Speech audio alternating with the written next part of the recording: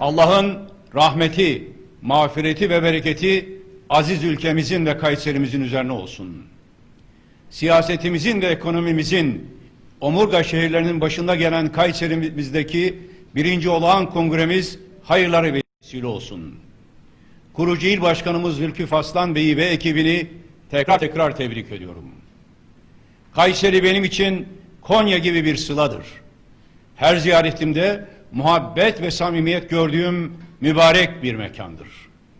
Kayseri'nin tarihimizdeki kurucu ve koruyucu rolü beni öylesine etkilemiştir ki bu aziz şehre hep zirve şehir diye hitap etmişimdir.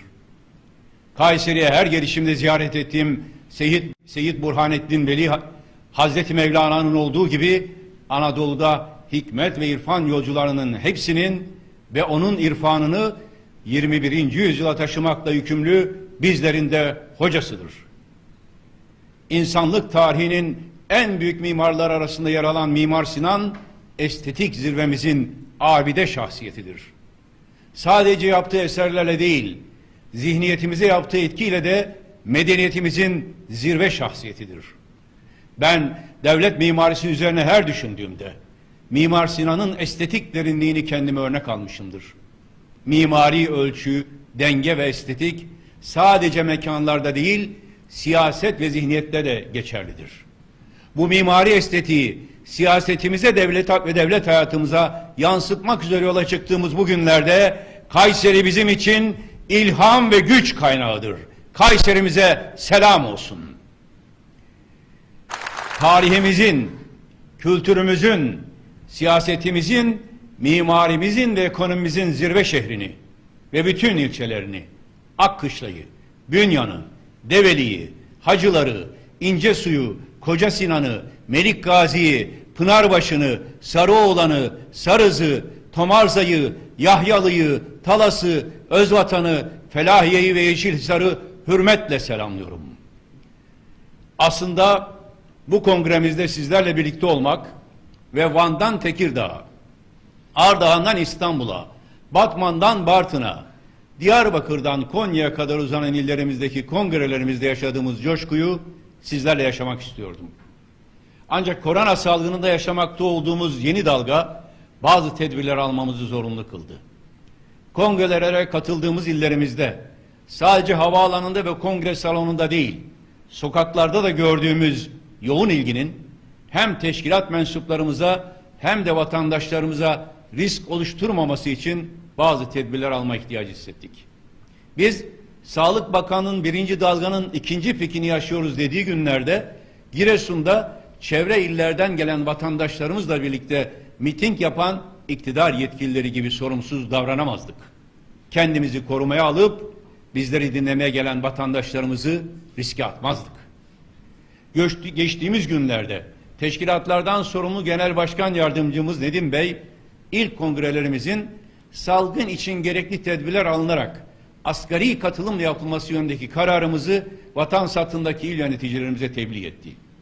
Bu vesileyle geçtiğimiz hafta korona testi pozitif çıkan Bingöl İl Başkanımız Muhittin Ağırbaş'a ve ailesine ve Merkez İlçe Başkanımız Zekeriya Kazan'a acil şifalar diliyorum. Bu sabah kendileriyle de konuştum Muhittin Bey. Şu anda Kayseri ile birlikte eş zamanlı olarak yapılmakta olan Bingöl Kongremizin de hayırlara vesile olmasını diliyorum. İstanbul'dan Kayseri'ye, Kayseri'den Bingöl'e selamlarımızı ve muhabbetlerimizi iletmek istiyorum. Bu yapılan kongrelerle bugün 22. kongremizi tamamlamış oluyor ve kritik bir işi de aşmış bulunuyoruz. Değerli kardeşlerim, ülkemiz birçok açıdan zor bir dönemden geçiyor.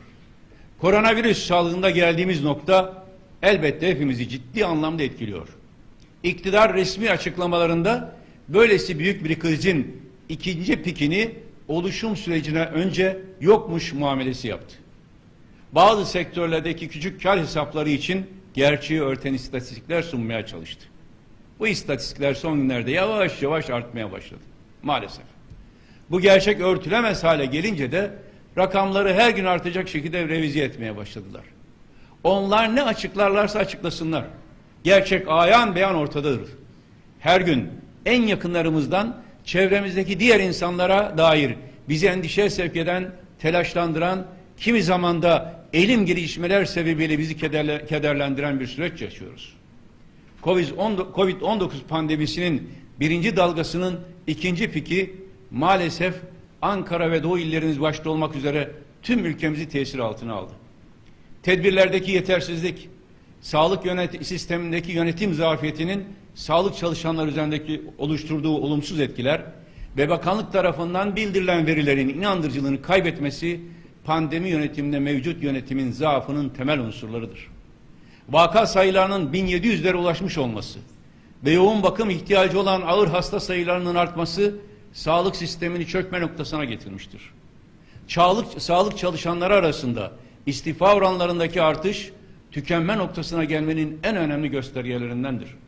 Hastane yöneticileri ve üniversite öğretim üyeleri hastane doluluk oranlarının %100'lere ulaştığını ifade ederken bakanlığın farklı veriler sunmasını anlamak mümkün değildir. Daha verilerde anlaşamayan bir kriz yönetiminde başarı nasıl beklenebilir? Burada temel mesele sağlık gibi hayati bir konunun siyasetin psikolojisine ve ekonominin çıkar perspektifine kurban edilmiş olmasıdır. Gelecek Partisi olarak en başından söylediğimiz gibi eğer 200 milyar liralık parasal ve mali genişleme birkaç şirkete peşkeş çekileceğine, işçiye, esnafa, çiftçiye ve turizm başta olmak üzere kritik sektörler hibe olarak aktarılmış olsaydı yaşanan bütün bu çelişkiler yaşanmazdı. Pandeminin daha fazla can almasını önlemek, sağlık çalışanlarını mevcut tükenmişlikten kurtarmak ve sağlık sisteminin çökmesinin önüne geçmek için derhal bilim kurulunu aktif olarak sürecin içine dahil etmek zaruridir. Nihai kararların bilim kurulunca değil, siyasilerce verildiğini söylemek görünüşte doğru gibi gözükse de bilime, akla ve tecrübeye dayalı basirete sahip olmayan siyasilerin olduğu bir ortamda böylesi bir durum bilim kurulunu siyasetin aracı haline getiren bir tiyatronun oynanması anlamına gelir. Bu arada uzun bir mücadele psikolojisi gerektiren bu süreçte her adımda sağlık çalışanlarının şevki kırılmakta, kimi zaman da onurları zedelenmektedir. Burada sizlere bu sürecin mağdurlar arasında yer alan aile hekimlerinden yükselen feryadı paylaşmak istiyorum ki sağlık çalışanlarının içinde bulunduğu psikoloji doğru anlaşılabilsin. Aile hekimleri sürecin en başından beri sınırlı ekipman ve destekle aile sağlığı merkezlerinde koruyucu sağlık hizmetleri kapsamında bebek izlem ve aşılama, gebe izlem ve takip, kronik hastalığı olan ve 65 yaş üstü yaşlı nüfusa yönelik aşılama, okul aşılamaları ve muayene dahil asli birinci basamak hizmetlerini aksatmadan yerine getirmiştir. Pandemi nedeniyle hizmet veremeyen hastane ve diş hekimliği polikliniklerinden aile hekimlerine akın eden hastaların muayene hizmetlerini semptomatik ve şüpheli vakalarla her gün temas riskine rağmen ellerinden geldiğince yapma gayretinde olmuşlardır.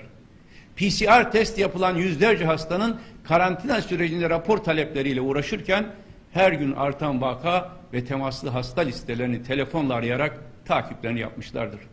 Bunun yanında evde takip edilen hastaların tüm eksiklerini tamamlama yolunda yoğun emek sarf etmişlerdir. Son derece riskli süreçlerde bu çabaları gösteren aile hekimleri kendileri koronaya yakalanıp karantinada kaldıklarında maaşları kesilmektedir. Biliyorum birçok kişinin aklı almaz bunu ama bir daha tekrar ediyorum.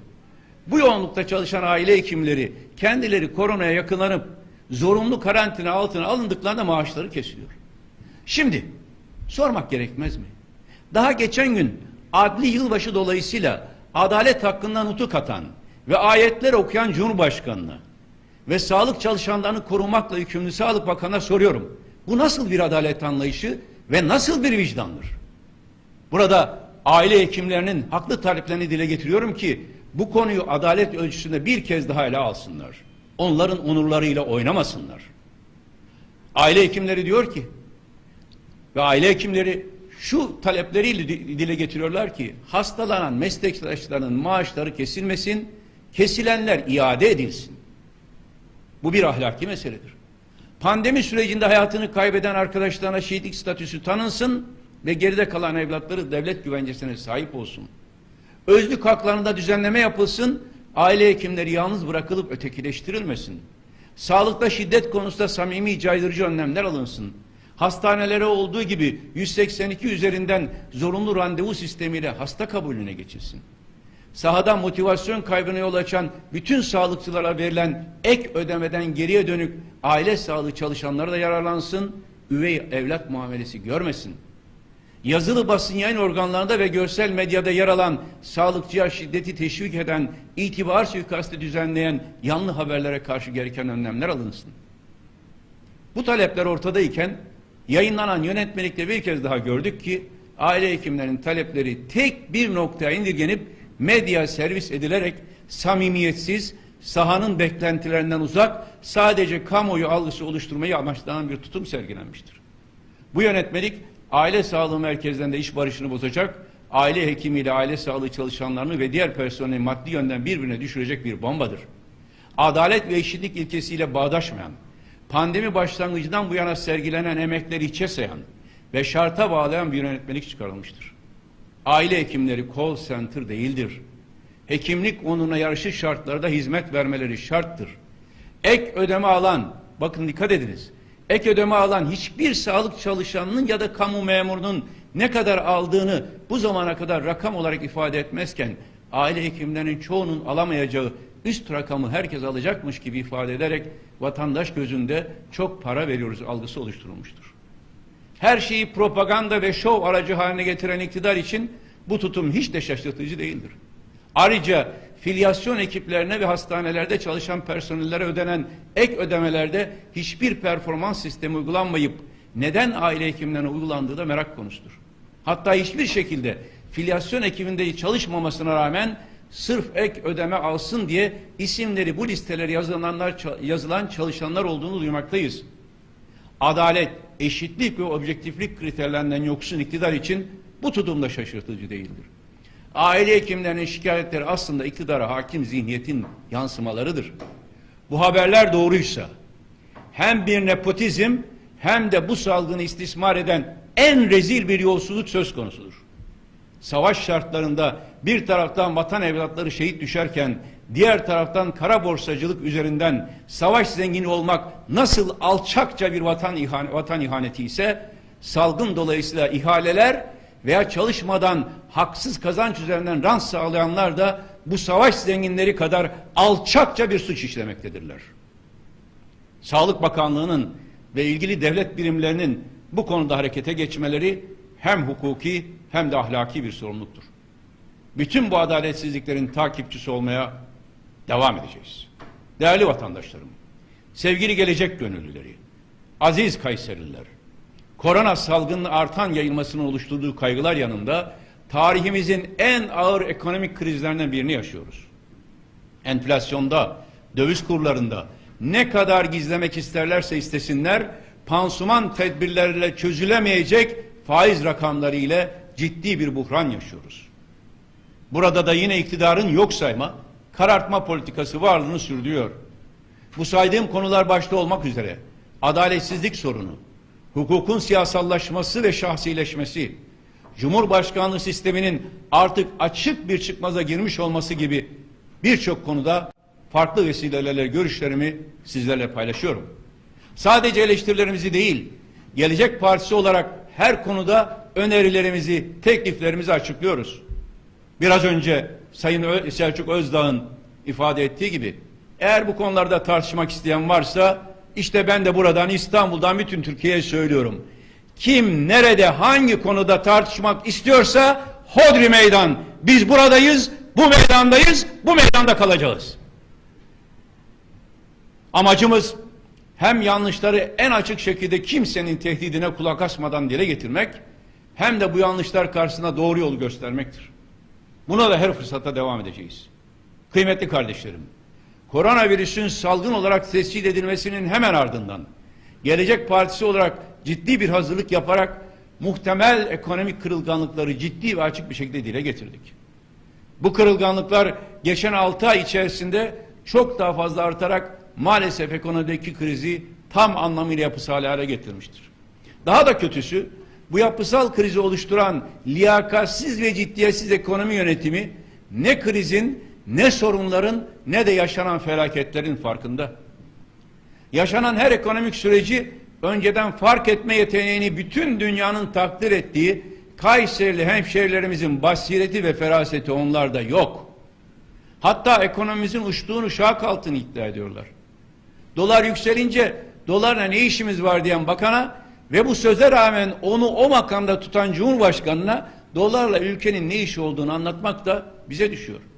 Hatırlarsanız Sayın Cumhurbaşkanı da yine kurun yanlış politikalarla yükseldiği bir dönemde haşa onların doları varsa bizim de Allah'ımız var diyerek dinen de son derece sakıncalı bir cümle kurmuştu. Hamaset her alanda tehlikelidir ama en çok da dini alanda tehlikelidir. Şimdi dolar o günlerdeki seviyenin üstüne çıktı. Rabbimizin yüce mağfiretine sığınarak ve bir daha böyle bir vahim hata yapılmaması için yüreğim titreyerek uyarmak maksadıyla söylüyorum. Haşa şimdi dolar Allah'a karşı zafer mi kazanmış oldu? Buradan başta Cumhurbaşkanı olmak üzere herkese sesleniyorum. Kutsal kavramlarımızı ve sembollerimizi böylesi süfli bir şekilde siyaset alanda kullanarak yıpratmaktan artık vazgeçin. Son dönemde yapılan birçok araştırmada gençlerimizin dini değerlere duyduğu saygının azalmasının en temel sebebi sizin dini kavramlarımızı ve değerlerimizi böyle özensiz bir şekilde kullanmanız ve açık bir şekilde istismar aracı kılmanızdır. Dini değerler söz ile değil, hal ile yüreklere ve amellere nüfuz eder.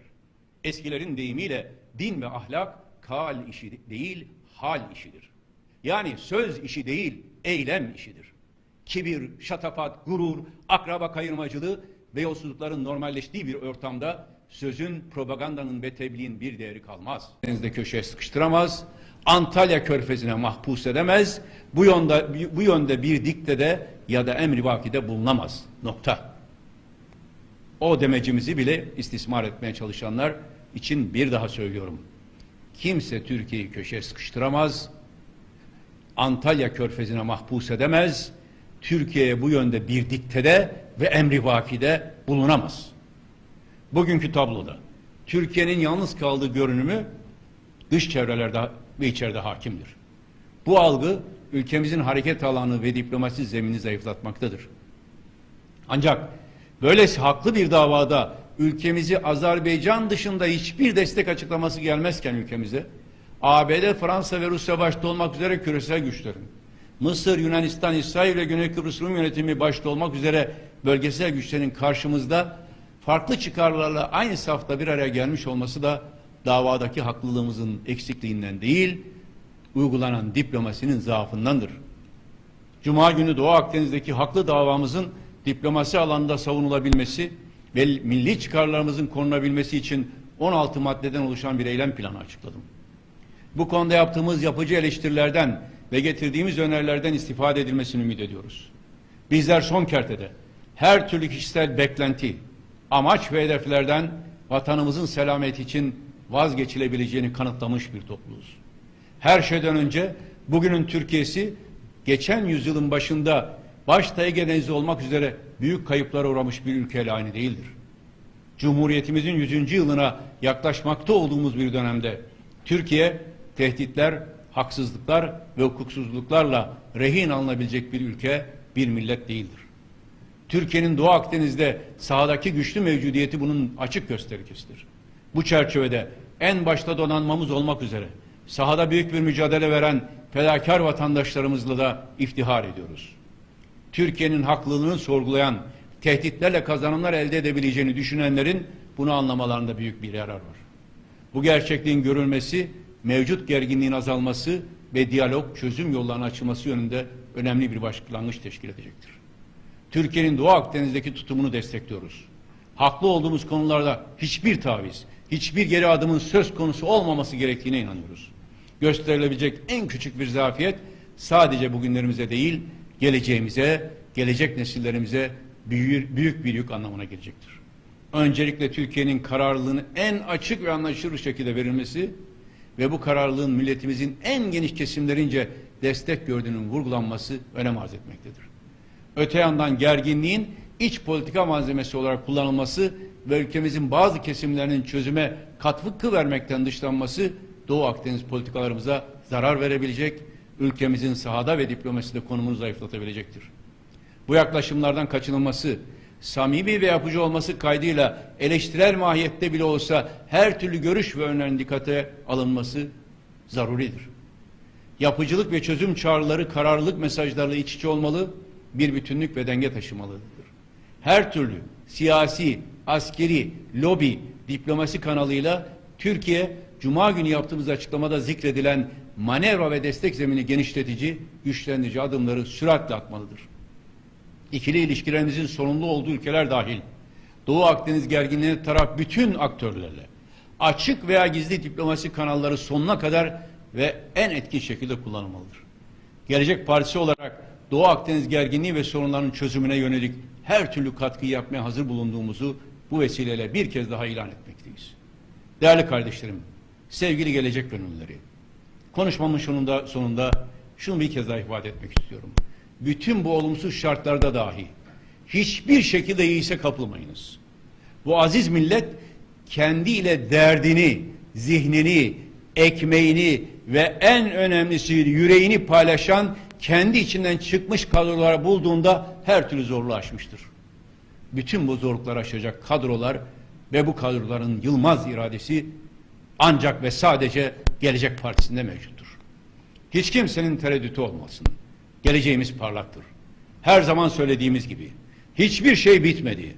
Her şey yeni başlıyor. Allah'a emanet olunuz. Kongremiz hayırlara vesile olsun.